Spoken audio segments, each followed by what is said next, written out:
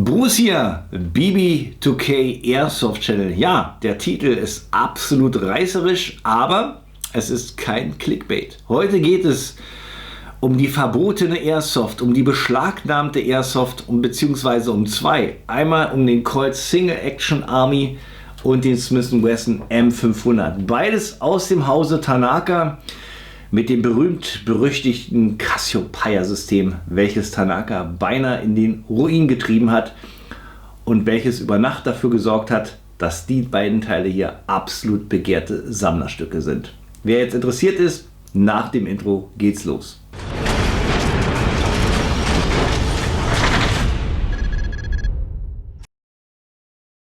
Intro ist durch, da bin ich wieder. Ja, heute geht es um das berühmt-berüchtigte, verbotene Cassiopeia-System, welches Tanaka beinahe, sagen wir mal, ins Gefängnis gebracht hat, weil es wohl zu realistisch ist. Ob das wirklich so ist, ob das begründet ist, ich denke mal, nach dem Review hier könnt ihr euch eure eigene Meinung bilden. Ich kann jetzt schon sagen, absoluter Quatsch, denn Tanaka hat hier wirklich viel Schmalz reingesteckt, um es gerade so zu bauen, dass es zwar realistisch ist, aber nicht möglich ist, irgendwie umzubauen, dass das blaue Bohnen verschießt. So, das soweit zum Intro.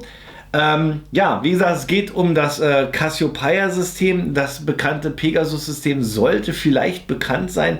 Ich habe das hier auch mal in einem Review vor 2 Monaten vorgestellt, anhand hier dieses Smith & Wesson Modell R8. Das läuft mit dem Pegasus-System hier im wunderschönen Jupiter-Finish.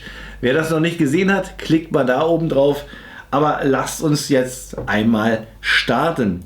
Ja, Tanaka muss ich auch noch mal loswerden. Tanaka ist, glaube ich, die einzigste Firma, die wirklich extrem viele Airsoft-Revolver auf den Markt bringt. Also Smith & Wesson, Colt und auch sämtliche Varianten, sämtliche Größen. Und das in einer Verarbeitungsqualität, die wirklich ihresgleichen sucht. Es gibt die normalen im Kunststoff, es gibt die mit dem Jupiter-Finisher. Ich zeige das noch mal rein, das sieht dann absolut echt aus, obwohl das hier alles nur Kunststoff ist. Da ist Metallpulver mit drin in der Verarbeitung und dann kriegt das Teil hier eine Oberflächenbehandlung, dass das aussieht wie echt und es fühlt sich auch wie echt an. Diese Kunststoffrevolver sind richtig schwer und haben, ich mache es nochmal, hört man den Sound, ja, die arbeiten wie ein Uhrwerk, absolut fantastisch. Ja, Problem ist, dass es eine japanische Firma ist und da die Lizenzprodukte herstellen, ist es super selten, dass diese Revolver ihren Weg hier nach Deutschland finden. Ganz früher wurden sie von den bekannten Shops auch importiert. Dann ging es so langsam los mit den Marken- und Lizenzrechtsgeschichten und ja, seitdem ruht die ganze Geschichte. Hat auch einen Grund, dass Japan bzw. Tanaka genauso wie Marui nicht nach dem Ausland exportiert, sodass auch Lizenzinhaber es schwer hätten, wie zum Beispiel Umarex, sich jetzt einfach mal von Tanaka ein paar Smith & Wesson Revolver zu besorgen. Leider, super schade. Und das noch in der Kombination mit dem F, wo wir hier in unserer Insel Deutschland auch noch gefangen sind, können wir uns nicht einfach aus dem Ausland solche Sachen bestellen. Ja, Lizenzrecht, Beschussamt, alles super kompliziert. Dennoch hat es damals ein paar Modelle geschafft, hier in Deutschland offiziell zu landen. Heute geht es um das Cassiopeia-System und ich bin mega stolz, euch hier beide Varianten vorzustellen. Einmal den Colt Single Action Army und einmal den Smith & Wesson M500 im Cassiopeia-System. Ich habe hier auch nochmal die Pendants im Pegasus-System hier auch noch drunter, sodass ich euch das alles zeigen kann. Ich weiß, ich habe jetzt ganz schön viel gelabert und noch nicht viel gezeigt. Von daher machen wir jetzt einen Cut und steigen jetzt voll rein. Kommen wir zum Cassiopeia-System von der Firma Tanaka. Es kam auf die Welt 2006 und verschwand ebenso schnell wieder 2007. Der Grund? Ja, das werden wir jetzt mal versuchen rauszufinden. Ich verstehe es eigentlich nicht.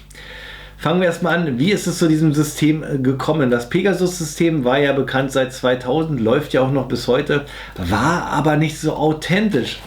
Es war zwar sehr durchdacht, funktionierte, aber Tanaka hat sich gedacht, wie können wir einen Airsoft-Revolver gestalten, der wirklich fast ganz nah ans Original kommt.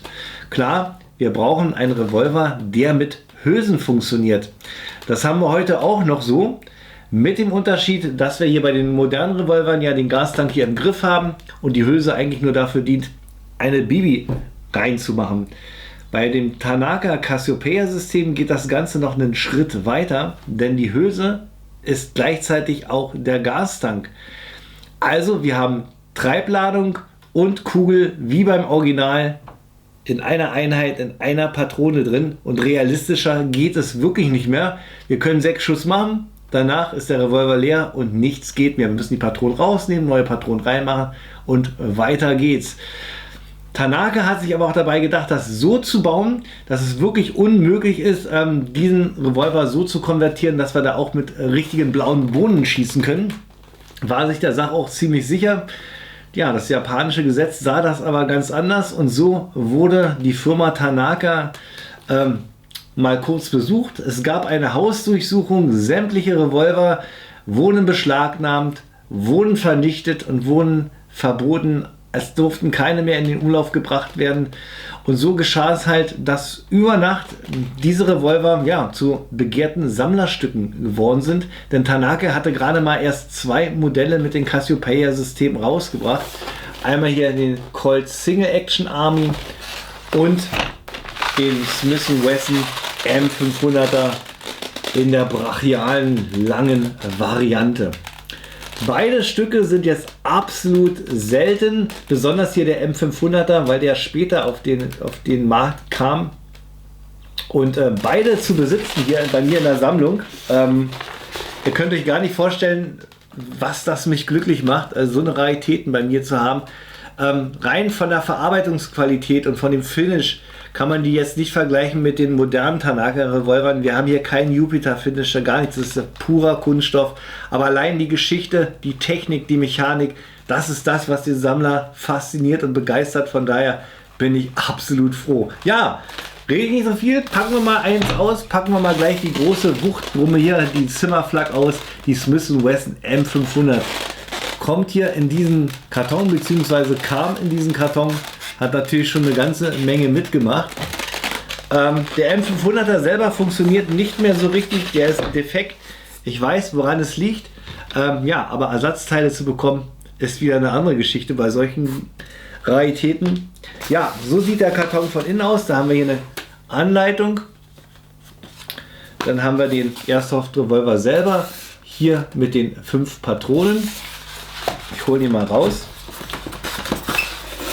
Ein absolut gigantischer Revolver. Ihr wisst, ich habe große Hände, aber selbst mit meinen großen Händen sieht das Ding absolut wahnsinnig aus. Wir haben ja natürlich alle Originalmarking von Smith & Wesson mit dabei. Ja. Wie gesagt, das Teil hier ist aus Kunststoff gefertigt. Wir haben hier keine Beschichtung. Wir haben hier nur ein paar Metallteile. Und zwar hier am Rahmen. Die Abdeckung ist aus Metall. Der Abzug ist aus Metall. Hier die Visierung, ansonsten alles hier aus Kunststoff. Ich öffne mal die Trommel. Könnt ihr sehen, haben wir hier auch die Kammer für genau 5 Patronen, genauso wie beim Original. Ja, schauen wir uns die Patronen nochmal an. Kommen auch fast authentisch in der Größe hier in dieser blauen Box. Interessanterweise, diese Patronen gab es mal vor Jahren noch bei Kotte und Zeller zu kaufen. Also es gab wohl mal die Chance, oder wie gesagt, Kotte und Zeller war wohl drauf und dran, diese Tanaka Revolver zu importieren. Da kam dann aber ja, der Verbot dazwischen. Die Hülsen haben es als einziger geschafft, hier nach Deutschland zu kommen. So sehen sie aus. Und wie gesagt, wir haben hier einen Gastank und hier das Reservoir für nur eine Bibi. Und ja, wir sollen ja hier nur 144er Gas verwenden, um das Ganze nicht zu beschädigen. Das heißt, wir sind hier auch gerade mal so bei 0,3 Joule. Also absolut lächerlich. Aber das System ist absolut fantastisch. Also ich weiß nicht, wenn das Ganze weiterverfolgt worden wäre, wie gesagt, beziehungsweise wenn Tanaka es geschafft hätte, dass es nicht illegal wird, wir hätten, glaube ich, fantastische Revolver bekommen. Ja, schade, dass das so gestorben ist. Ich gehe mal ein bisschen näher ran, damit ich euch das genauer erzählen kann, erklären kann. Rein äußerlich sieht der Revolver ja sehr, sehr authentisch aus. Wir haben hier einen Hammer, wir haben einen Abzug, wir haben eine Trommel, Wenn ich den Hammer spanne, dreht die Trommel authentisch einen Schritt weiter. Ich kann den Abzug betätigen und der Revolver löst aus. Es gibt aber einen entscheidenden Unterschied. Und zwar, ich zeige es euch mal, ich nehme mal die Trommel raus und dann schauen wir mal ins Innere. Könnt ihr es sehen? Beziehungsweise könnt ihr es nicht sehen? Schaut mal hier oben. Da fehlt was. Normalerweise müsste hier ein Schlagbolzen sein, der die Patrone auslöst. Der Hammer wird gespannt, Hammer geht nach vorne, haut auf den Schlagbolzen und löst die Patrone aus. Das fehlt hier komplett bei diesem Tanaka Revolver. Von daher, Punkt 1, wie soll das mit einer richtigen Patrone funktionieren? Nämlich überhaupt nicht. Man müsste also sozusagen den Hammer umbauen, müsste hier einen Schlagbolzen einbauen und das Ganze auch nochmal, das Ganze besteht ja aus Kunststoff, ja, das fliegt einem um die Ohren, also absoluter Blödsinn. Tanaka hat sich wirklich richtig Gedanken gemacht, wie man den Revolver authentisch benutzen kann, ohne dass die Möglichkeit besteht, das umzubauen. Und wie das funktioniert, das zeige ich euch nämlich jetzt, indem ich erstmal euch hier diese Patrone rein zeige. Das ist die Patrone hier, die mit im Lieferumfang enthalten ist, besteht aus Messing und hat hier am Boden, wo bei der echten normalerweise das Zündhütchen ist, ist hier das Einfüllventil. Ja?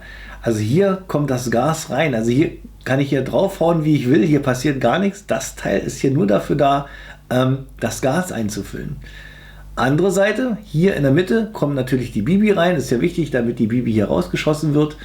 Und hier vorne befindet sich der Auslösemechanismus für diese Patrone. Seht ihr hier diesen silbernen Ring? Wenn der Ring hier reingedrückt wird, wird im Inneren das Auslassventil geöffnet und die Bibi feuert nach draußen. Der ganze Auslösemechanismus befindet sich hier vorne in der Trommel. Also Tanaka hat das Ganze nach vorne gelegt, um halt zu vermeiden, dass man das umbauen kann. Also ich verstehe es echt nicht. Das Teil ist so genial gebaut. Ich erzähle euch mal, wie das funktioniert. Wie wird hier dieser Ring nach innen gedrückt? Das funktioniert durch ein Umlenksystem. Erstmal, wie funktioniert das mit dem Auslösen, wenn wir hier oben keinen Schlagbolzen haben? Schaut mal hier ins Innere. Hier, diese Öffnung hier, die ist ja eigentlich normalerweise dafür da, ist es hier bei diesem Revolver auch, dass hier die Trommel, wenn ich die einschwenke, hier seht ihr hier diesen Stift, ja, dass der hier in dem Revolver gehalten wird. Wenn ich jetzt hier drauf drücke, wird jetzt dieser Pin, der sich hier in der Trommel bewegt, nach innen gedrückt. Ich kann die Patrone ausschwenken, die Trommel ausschwenken, genauso wie beim Original. Das Ganze ist aber bei Tanaka jetzt so gelöst, dass hier im Inneren auch der Auslösemechanismus ist für die Patrone selber. Ich zeige euch das mal. Ich kann jetzt hier den Hahn nicht spannen, wenn die Trommel ausgeschwenkt ist. Dazu muss ich so tun, als wäre sie drin. Ich drücke mal hier den Pin rein. So, jetzt kann ich den Hammer spannen. Wenn ich jetzt abdrücke, ich hoffe, man kann es sehen, ich zoome mal ran und versuche es auch nochmal in Zeitlupe zu machen, werdet ihr sehen, dass hier so ein ganz kleiner Bolzen rauskommt. Konntet ihr das sehen? Wenn nicht, dann glaubt es mir einfach, hier kommt ein ganz kleiner Bolzen raus. Und der hier geht hier in diese Öffnung. Seht ihr hier die Trommelarretierung hier in der Mitte? Da ist eine kleine Öffnung drin. Der Pin geht hier in die Öffnung rein. Ist sozusagen ein Stift in den Stift, wenn man so will. Geht hier in die Öffnung rein. Geh mal so nach vorne. Geht nach vorne und sorgt dafür im vorderen Bereich, dass der Ring mit dem Umlenksystem von der Patrone reingedrückt wird und sozusagen dann das Auslassventil geöffnet wird. Ja, die Trommel ist wie beim Pegasus-System auch zweiteilig mit einem kleinen Unterschied, dass hier der Vorderbereich starr ist, ungefähr auch so daumendick. Dann haben wir die Hülle und den Bereich mit den Patronen, die müssen sich natürlich mitdrehen. Ich halte mal nach vorne mit dem Unterschied, das sehen wir jetzt nämlich hier, ja, wird es hier auch mal abgedeckt, wieder offen. Hier der Bereich, hier mit dem Messing, das ist der Punkt, wo die Patrone beziehungsweise hier das Auslassventil reingedrückt wird und auch hier wird die Bibi rausgeschossen. Wenn ich das nämlich nach vorne schwenke, hier, das ist starr, geht es genau hier in den Bereich hier rein. Seht ihr, ich kann es hier drehen, wie ich will. Messingbereich bleibt immer hier an der gleichen Stelle. Also die Patrone ist jetzt genau in dem Bereich hier drin. Ja, da wo jetzt hier das Messing ist. Wenn der Pin jetzt hier in das Innere reinschlägt, wird hier da wo das Auslasssystem ist, wird jetzt hier der Ring von der Patrone reingedrückt und das Ganze löst dann den Schuss raus. Ich zeige euch das auch noch mal kurz mit dem Auslösemechanismus. Ich nehme hier mal die Gaspille, lege mal kurz was drauf. So, reicht ein bisschen zum Demonstrieren. Ich drehe mal um. Und jetzt haben wir ja hier, wie gesagt, diesen kleinen silbernen Ring. Wenn ich den jetzt mit dem Finger mal reindrücke, ja, löse ich von vorne den Schuss aus. Machen wir auch ein kurzes Unboxing. Lohnt sich ja. Wann kann man sowas auch mal sehen? Das Ganze wurde hier in diesem Karton hier geliefert. Wenn ich ihn mal aufmache. Leider fehlt bei mir hier die Anleitung. Aber wie gesagt, dieser Revolver ist funktionsfähig. Haben wir hier auch nochmal die Plastikbox mit den Patronen. Ich hole erstmal den Revolver raus. Diesen habe ich auch von einem Sammler erstanden. Der wurde aber ein bisschen abgeändert. Und zwar haben wir hier im vorderen Bereich jetzt den Artillerielauf. Der ist ein bisschen länger. Normalerweise, ich zeige mal den Karton noch mal rein, müsste das die Civilian-Version sein mit dem kurzen Lauf. Das Ganze wurde aber jetzt hier irgendwann mal abgedatet. Also von dem Sammler, den ich gekauft habe, von dem ist das nicht. Ich schätze mal, das wird hier von der Firma Prime sein. So ein Außenlauf. Auch hier finden wir hier noch ein paar Metallteile. Vielleicht wurde hier auch schon so ein bisschen mal was aufgewertet. Aber woher und warum und wieso kann ich nicht sagen. Der Revolver hat Geschichte. Leider lässt sich das nicht mehr nachvollziehen. Jedenfalls funktioniert der. Ja, schaut euch den mal etwas genauer an. Auch alles richtig schön authentisch gemacht. Die Griffschalen hier mit dem Coltpferdchen, mit dem Adler.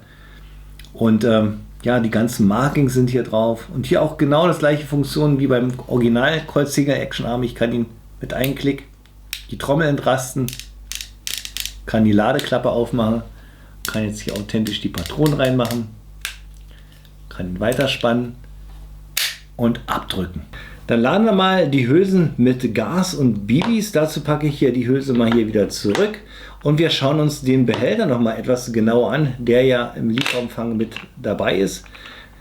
Der Behälter ist nicht nur dafür da, die Hülsen hier ordentlich zu verstauen, sondern das ist auch wie so eine Art kleine Ladehilfe. Zeige ich euch auch mal, ist eine ganz coole Geschichte. Dazu dreht er den Behälter einfach auf den Kopf, nimmt den Boden runter und wenn wir hier reingucken, haben wir hier so eine kleinen Aussparungen für die Bibis. Da packen wir jetzt jeweils eine Bibi rein.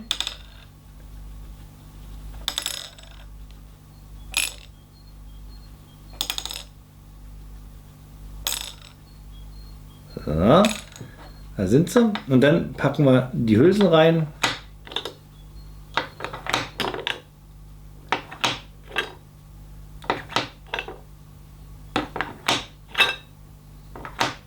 Und jetzt können wir hier die Gaspulle ansetzen, kurz mal drauf. 1, 2, 3, 4, 5, 6. Dann machen wir den Deckel wieder zu, drehen es wieder um, öffnen und jetzt brauchen wir einfach nur noch die Bibis kurz reindrücken, zumachen. Und das Ganze ist bereit zum Laden. Bisschen kompliziert, aber ich finde es sehr kultig. Zum Laden müsst ihr nun den Hahn in die erste Einrastposition bringen. Das entriegelt hier die Trommel, die lässt sich jetzt frei drehen. Dann öffnet ihr die Ladeklappe. Ihr seht, ihr gebt jetzt den Weg frei hier für die Patronenkammer. Ja, und dann nimmt er eine Patrone und legt die authentisch hier ein. Halt mal so. Dann dreht er wieder eins weiter, wird die nächste eingeladen.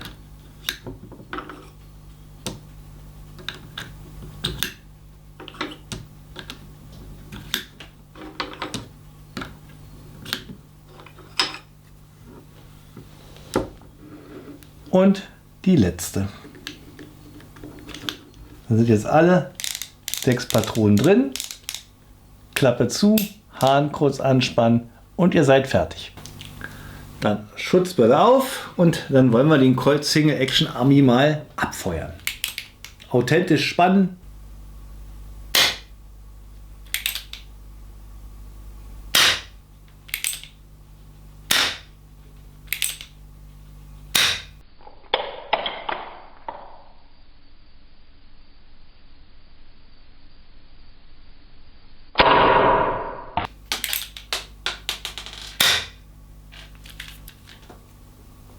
Das soll es denn auch schon gewesen sein mit meinem kleinen Review hier zum Cassiopeia-System von Tanaka. Ich hoffe, euch hat es Spaß gemacht, mal solche seltenen Stücke ja, so fast in Real Life zu sehen. Ich finde das absolut faszinierend und ich muss auch ehrlich sagen, ich finde es schade, dass es wirklich zu einem Verbot kam. Denn ja, was wäre wenn? Ja, das ist jetzt die Frage. Und ich frage mich auch, warum nicht andere Airsoft-Hersteller sich diesem System annehmen. Muss ja nicht aus Japan kommen, kann ja auch aus einem anderen Land kommen. Es würde wahrscheinlich richtig coole Airsoft-Systeme geben. Ja, aber auch das Tanaka Pegasus-System ist natürlich auch eine schöne Sache. Ich zeige euch hier auch nochmal den kurzen M500er rein im Midnight Blue Finish. Absolut cool. Und auch nochmal zum Vergleich Pegasus Jupiter Finish Colt Single Action Army mit dem Cassiopeia Colt Single Action Army. Richtig coole Teile. Okay, das war es von mir gewesen. Bruce BB2K Airsoft Channel. Bleibt mir nur mein Spruch zum Schluss. Wer meinen Kanal noch nicht abonniert hat, klickt mal da oben drauf. Unten gibt es ein weiteres Video von mir. Bleibt mir alle gesund. Bis zum nächsten Review. Euer Bruce.